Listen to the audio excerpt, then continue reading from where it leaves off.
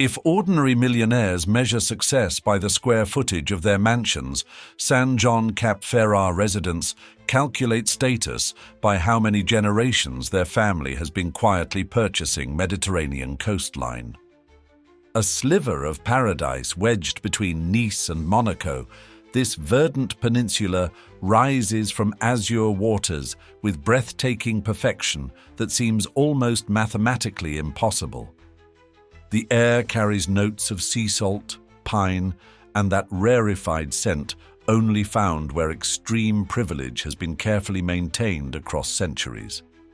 Here, ancient olive groves casually shade estates where even approaching by boat might require written permission or family credentials dating back 3 generations. Welcome to the French Riviera's crown jewel, where discretion forms the foundation of social currency, and even discussing price tags would mark you immediately as an outsider.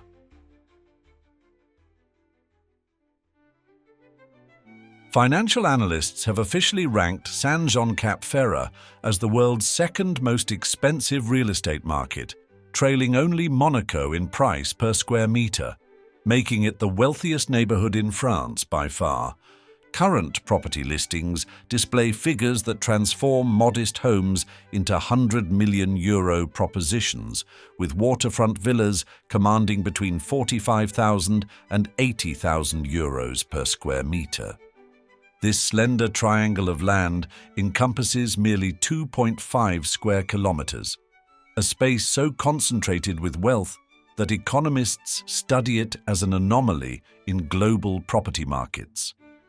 Approximately 500 villas populate this limited geography, each one representing architectural excellence masked behind understated facades and ancient olive trees. The property roster reads like an international summit happening entirely through real estate portfolios. Technology pioneers share garden walls with European aristocracy, while industrial dynasties access the same exclusive beaches as entertainment legends. Microsoft co-founder Paul Allen maintained a magnificent estate here until his passing, while composer Andrew Lloyd Webber and the confectionery-rich Ferrero family established Mediterranean bases amid the peninsula's pines. Villa Les Cèdres stands as the crown jewel among these extraordinary properties, its grounds so magnificent they transcend typical real estate categories. Originally the residence of Belgium's King Leopold II, this 18,000 square meter compound recently changed ownership for a reported $200 million to Ukrainian businessman Rinat Akhmetov. The transaction barely registered among neighbors accustomed to 9-figure property exchanges occurring with minimal documentation. Beyond mere size and luxury appointments, Les Cèdres houses what botanical experts consider the world's most valuable private plant collection, 14,000 tropical species maintained in 25 heated greenhouses. The essence of Cap-Ferrat exclusivity manifests through its service infrastructure supporting each estate. Many properties maintain year-round staff approaching 30 individuals: landscapers, security personnel, household managers, chefs, often serving owners who visit for mere weeks annually. Some compounds feature engineering achievements rivaling major infrastructure projects. Underground passages carved through bedrock connecting clifftop residences directly to private beaches. Security systems incorporate features developed initially for government applications, from facial recognition to thermal imaging, all concealed within architecturally appropriate housings. Saint-Jean village itself maintains perfect equilibrium between necessary services and desirable exclusivity. The harbour accommodates vessels ranging from traditional wooden craft to engineering marvels requiring crews of 20, yet remains scaled appropriately for the peninsula's intimacy. What truly distinguishes this enclave extends beyond financial metrics into something less quantifiable: a culture of absolute discretion that permeates every interaction. Before helicopter pads and underwater security systems, this rocky peninsula supported only determined fishermen and olive farmers who found the terrain challenging but the natural harbor useful. The enclave existed as a modest hamlet called Saint-Jean-sur-Mer until 1904, when it formally separated from neighboring Villefranche-sur-Mer to establish administrative independence. 3 years later, the community adopted its current name, Saint-Jean-Cap-Ferrat, signaling ambitions extending well beyond maritime industries. The revolutionary moment arrived when Belgium's King Leopold II discovered the peninsula at the dawn of the 20th century. The monarch, whose immense personal fortune derived largely from colonial exploitation in the Congo, began methodically acquiring land across the headland with royal determination.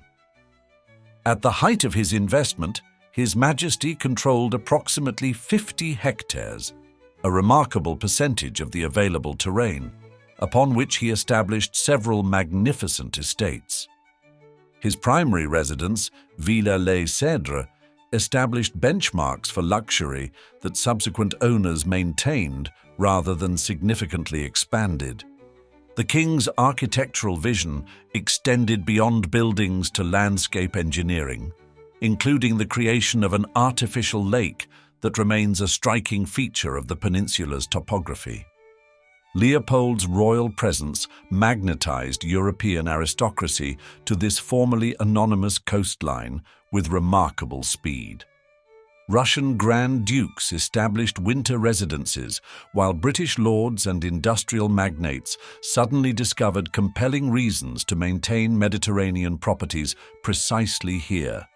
The Belle Époque period witnessed explosive growth as magnificent villas emerged from the rocky soil, each attempting architectural distinction while maintaining understated refinement. Another pivotal moment occurred in 1905 when banking heiress Beatrice Ephrussi de Rothschild selected the peninsula for her dream residence. Between 1905 and 1912, she created Villa Ephrussi de Rothschild, a rose-colored palace that appears transported from Italian Renaissance paintings. The Baroness devoted 7 years to perfecting her vision, surrounding the main structure with 9 themed gardens, requiring dozens of full-time gardeners to maintain. The First World War temporarily paused development, but the area rebounded dramatically during the 1920s, as wealthy Americans discovered what European aristocracy had quietly enjoyed. British author Somerset Maugham purchased Villa Mauresque in 1928, establishing a literary salon that attracted cultural figures from across Europe and America. The post-war era witnessed evolution as traditional aristocracy gave way to new forms of celebrity and industrial wealth. Elizabeth Taylor, Richard Burton, Charlie Chaplin, and David Niven established Mediterranean headquarters amid perfectly manicured gardens. The technology revolution added new names to property registries as digital fortunes sought tangible expression through real estate acquisition.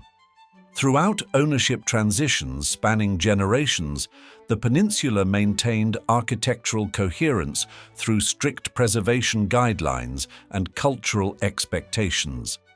Unlike other luxury enclaves where historical properties routinely face demolition for contemporary replacements, Cap Ferrat estates transfer between billionaires with minimal structural alteration. These structures transcend conventional housing categories into realms of artistic and engineering achievement rarely attempted in residential construction.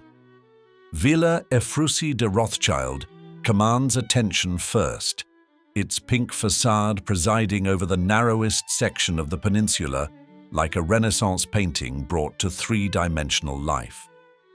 Completed in 1912 after 7 years of construction, Beatrice de Rothschild's vision required extraordinary engineering efforts, including hillside recontouring, to create perfect Mediterranean sightlines.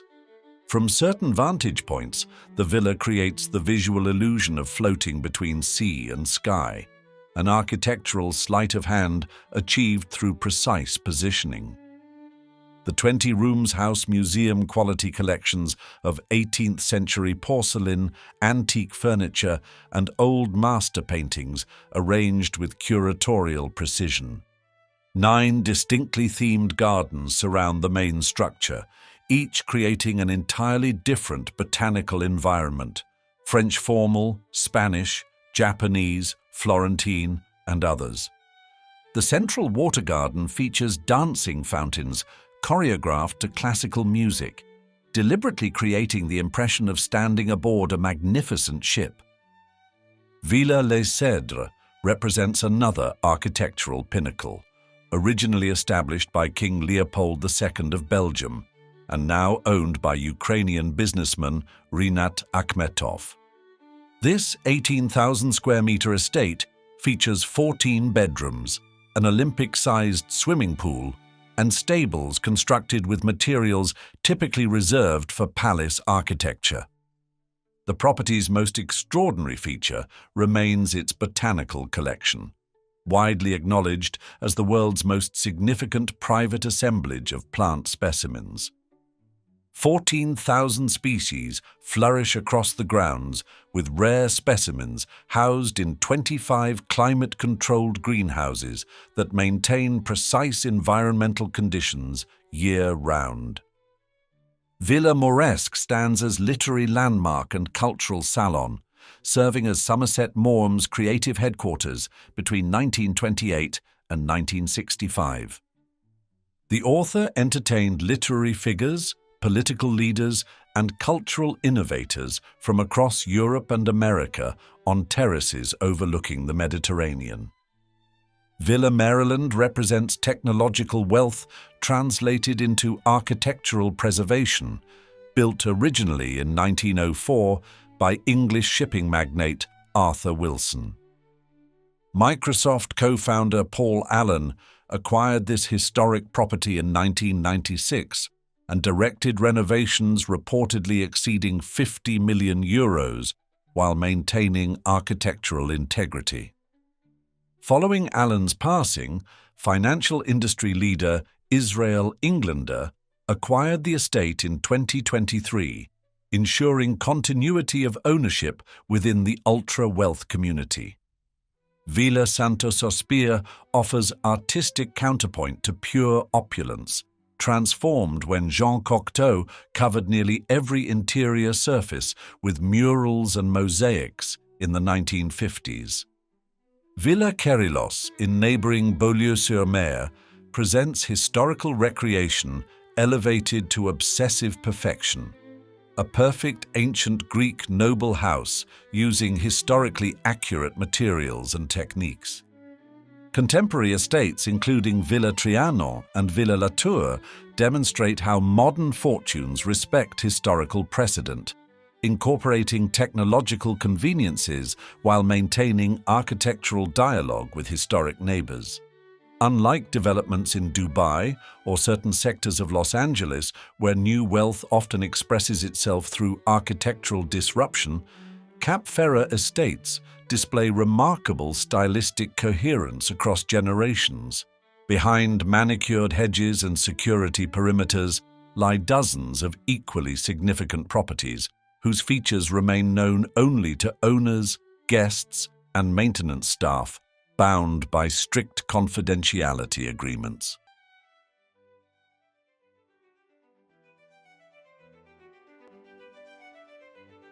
Residents of Saint-Jean-Cap-Ferrat approach recreation with the same precision that museum curators apply to exhibition planning. Each activity represents a carefully curated experience available exclusively through substantial financial resources or multi-generational social connections. Daily rhythms follow patterns established decades ago, beginning perhaps with private fitness sessions conducted on terraces overlooking the Mediterranean.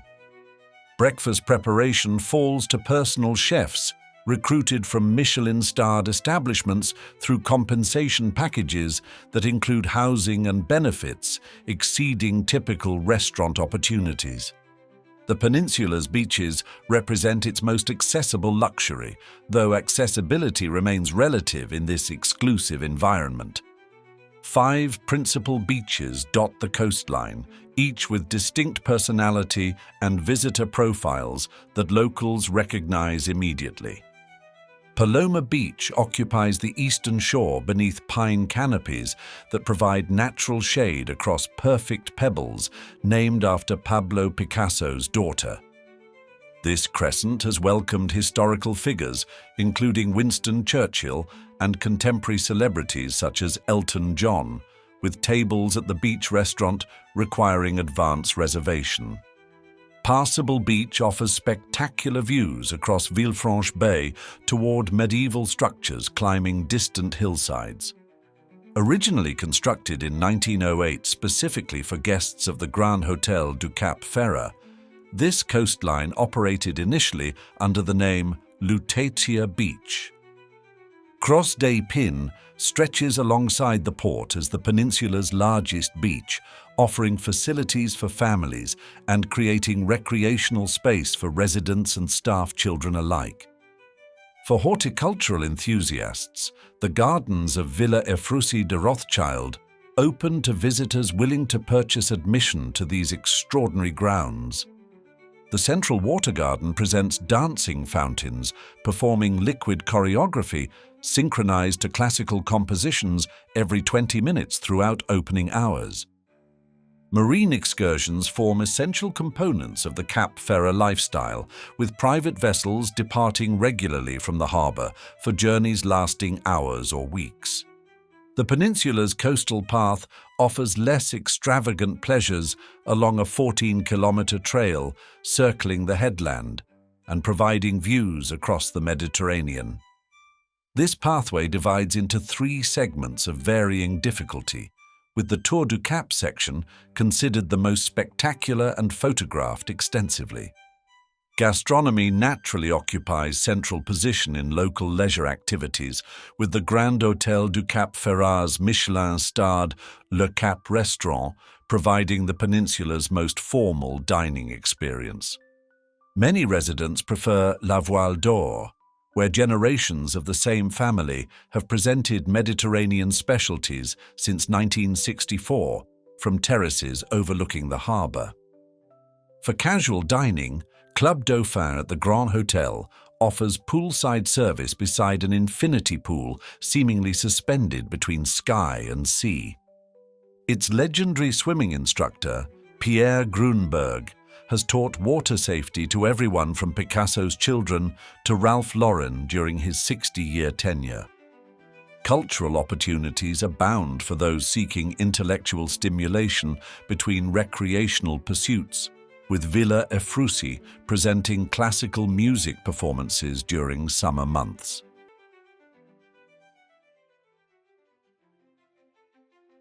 Saint-Jean-Cap-Ferrat operates through complex systems designed with singular purpose to function so perfectly that their existence remains imperceptible to those they serve. Approximately 1,600 permanent residents occupy the peninsula's 2.5 square kilometers, creating population density that appears manageable on paper. This figure proves deceptive, however, as significant percentage of property owners visit only periodically, leaving estates under professional management much of the year. A single villa typically employs between 8 and 30 full-time staff across specialized departments: household management, landscaping, security, culinary services, and technical maintenance. Estate managers coordinate these domestic operations, often earning compensation exceeding €200,000 annually, plus accommodations and transportation. Their responsibilities transcend household administration to include diplomatic relationships with neighboring properties, purchasing authority often reaching 7 figures, and absolute confidentiality. Security systems represent another invisible industry flourishing throughout the peninsula, with sophisticated technical installations maintaining surveillance with remarkable subtlety. Certain estates incorporate facial recognition software, thermal imaging capabilities, and underwater sensors detecting approach by sea, protection protocols matching government installation standards.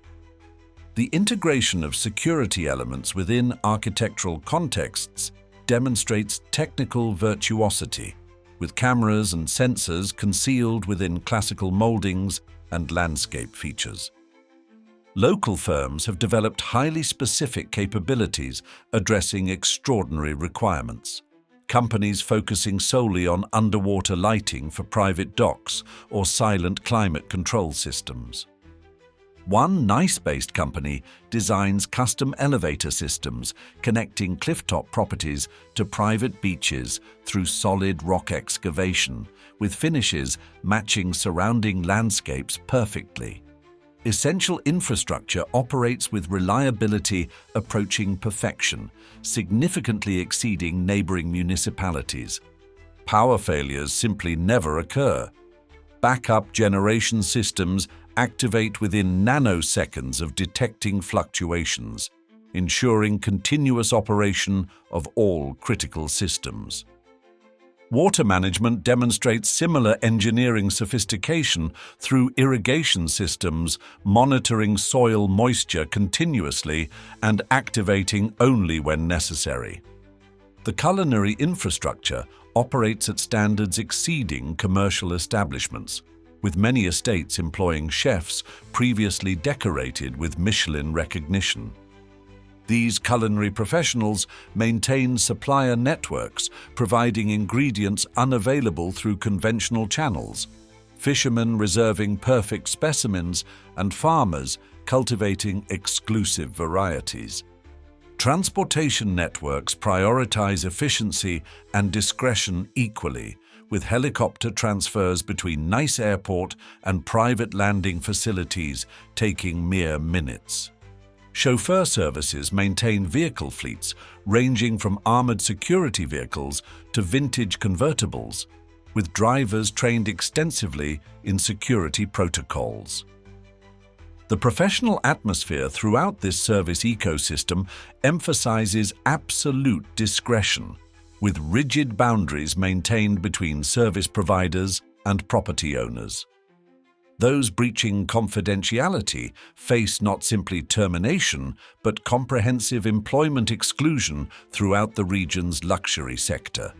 This extraordinary machine operates with precise calibration year after year without requiring acknowledgement or appreciation, perhaps the ultimate luxury of Saint-Jean-Cap-Ferrat. And now, I'd love to see you in the comments. Would you prefer the understated refinement of Saint-Jean-Cap-Ferrat? Or do you find yourself attracted to more visible luxury expressions found in places like Monaco or Cannes? I can't wait to hear from you. And with that said, thanks for joining me for another episode of Sir Luxury Travel. Ta-ta, until the next one.